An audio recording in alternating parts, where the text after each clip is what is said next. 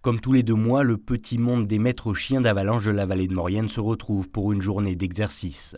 Un passage obligé afin de garder l'entraînement nécessaire en cas de réel sinistre.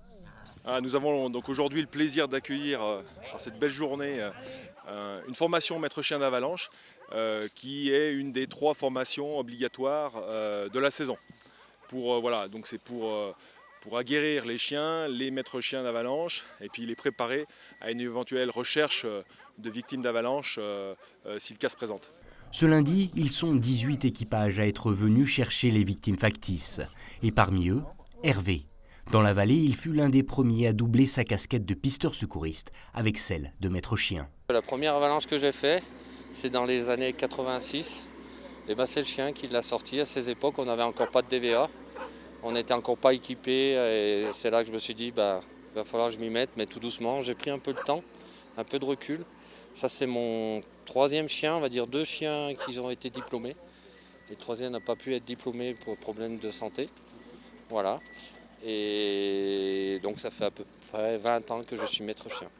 Autant d'années au cours desquelles Hervé a appris à lire ses chiens, à mieux comprendre les signes de l'animal et ainsi sauver des vies.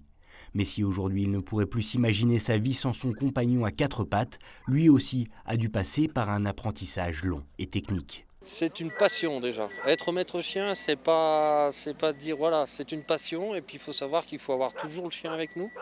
Et donc on a une obligation aussi et je pense que c'est tout à fait normal, c'est de s'entraîner comme on fait actuellement parce que c'est très important que nos chiens soient entraînés, qu'ils soient efficaces. Parce que le jour où il y a une avalanche, il faut qu'on puisse savoir lire notre chien.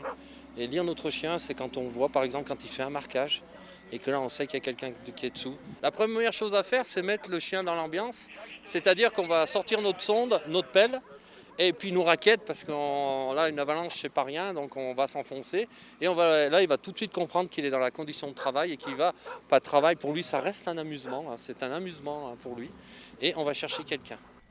Un jeu pour l'un, une responsabilité pour l'autre, une chose est sûre, c'est cette relation particulière entre l'homme et l'animal qui permet chaque hiver de sauver de nombreuses vies.